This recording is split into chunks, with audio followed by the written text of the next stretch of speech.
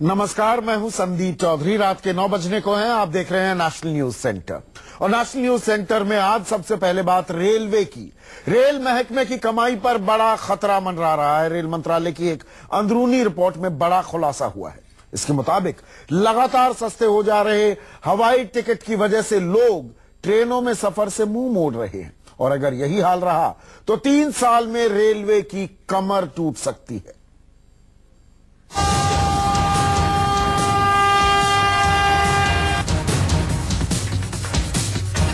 Flight के सस्ते किराए ने रेलवे को परेशान कर दिया है। इससे हर दिन रेलवे की कमाई धड़ाम हो रही है। कल तक जो लोग सेकेंड एसी और थर्ड एसी में सफर करते थे वो फ्लाइट में सफर करने लगे हैं। इससे रेलवे के लिए खतरे की घंटी बज रही है। रेल मंत्रालय ने 2019-2020 के अपने संभावित कारोबार का अनुमान लगाया है। इसका एक ब्लूप्रिंट तैयार किया है। इसमें आशंका जाहिर की गई है कि 2020 तक फ्लाइट का सस्ता किराया उसके कारोबार पर भारी पड़ सकता है। रिपोर्ट के मुताबिक घरेलू एयरलाइंस कंपनियां 2020 तक रेलवे के यात्री कारोबार के बड़े हिस्से पर कब्जा जमा सकती है। एयरलाइंस ने जहाज बहुत लगाए हैं, फ्रीक्वेंसी बहुत बढ़ गई है, फेयर्स कम्पिटिटिव हो गए हैं।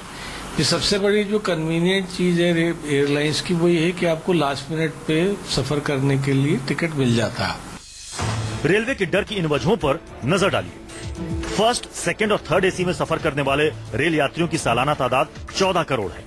तो पिछले साल देश के भीतर सफर करने वाले हवाई यात्रियों की तादाद करीब 10 करोड़ थी। अब रेलवे के डर की असली वजह को समझिए। पिछले 5 साल से हर साल हवाई यात्रियों की तादाद 20% बढ़ रही है। तो एसी में सफर करने वाले रेल यात्रियों का आंकड़ा लगातार घट रहा है। 2014-15 में एसी सेगमेंट में सफर करने वाले रेल यात्रियों की संख्या में हर साल 9% का इजाफा हो रहा था। लेकिन 2015-16 में इसमें करीब 4% की कमी हो गई। यात्रियों की तादाद बढ़ने की दर 5.01% पर पहुंच गई है। अब रेलवे को डर है कि कहीं 2020 तक फर्स्ट से लेकर थर्ड एसी में सफर करने वाले उसके ग्राहक फ्लाइट का रुख ना कर लें, क्योंकि फ्लाइट और ट्रेन के बीच का फर्क मिट रहा है। पहले हवाई सफर की एक बड़ी खासियत थी और वो थी स्पीड की। यानी आप तेज गति से सफर की वजह से दिन का सफर घंटों में पूरा कर लेते थे। लेकिन अब इसके साथ दूसरी खासियत भी जुड़ गई है। अब हवाई टिकट सस्ता हो चुका है और यात्रियों के लिए तो ये सोने पर सुहागा जैसा है। अब रेलवे के सेकंड और थर्ड एसी या कई बार फर्स्ट एसी के किराए के बराबर की कीमत पर जहाज का टिकट भी उपलब्ध है।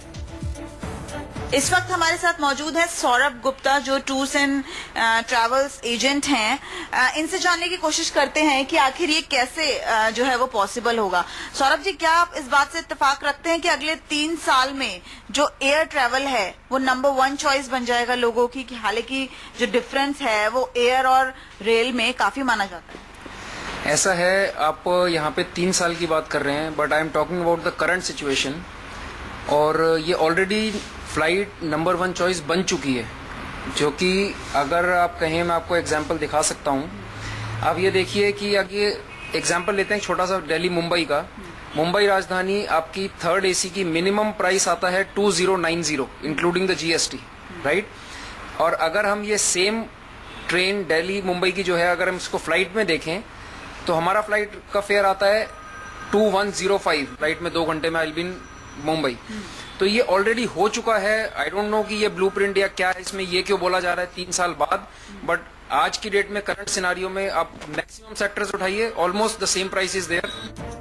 अब जब 24 घंटे का सफर 2.5 घंटे में पूरा हो जाए और 12 घंटे का सफर 1.5 घंटे में पूरा हो जाए, ऊपर से आपकी जेब पर बोझ भी नहीं बढ़े, तो जाहिर है कोई भी जहाज में सफर करना पसंद करेगा।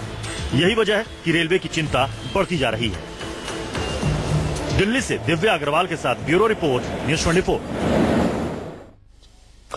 ये आप जानते ही हैं कि यात्री टिकट से रेलवे को सबसे ज्यादा कमाई एसी सेगमेंट में होती है। लेकिन फ्लाइट का टिकट अभी से इतना सस्ता हो गया है, जो हमने रिपोर्ट में दिखाया, कि फर्स्ट और सेकंड एसी तो छोड़िए, थर्ड एसी में सफर करने वाले यात्री भी अब जहाज से उड़ान भर रहे हैं।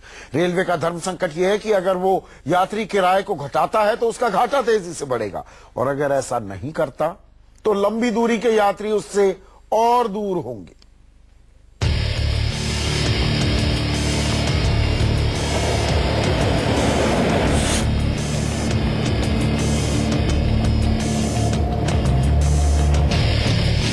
एयरलाइंस कंपनियां जबरदस्त प्रतिस्पर्धा की वजह से अपना किराया लगातार कम कर रही हैं।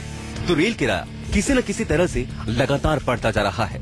नतीजा ये है कि लंबी दूरी के यात्रियों पर एकाधिकार रखने वाले रेलवे के हाथ से हर दिन हजारों यात्री खिसक रहे हैं। अब जरा शहर दर शहर समझिए ट्रेन और हवाई जहाज के सफर और इसके किराए का अंतर। अगर आप कहीं भी यात्रा करने की सोचते हैं तो दो चीजों का आप ख्याल रखते हैं, एक तो अपनी जेब का और दूसरा समय का।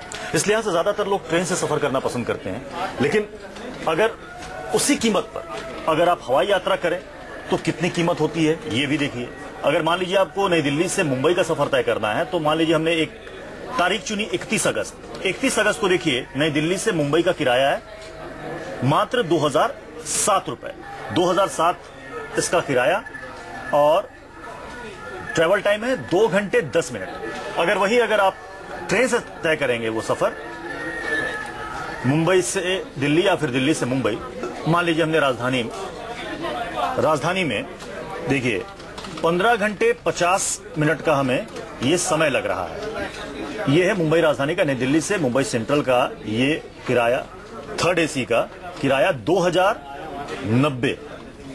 तो कहां 2007 रुपए में आप मात्र 2 घंटे 10 मिनट में मुंबई पहुंच जाएंगे। और अगर आप ट्रेन से सफर तय करेंगे तो कीमत ज्यादा लगेगी और दूसरी समय भी आपका बेकार जाएगा।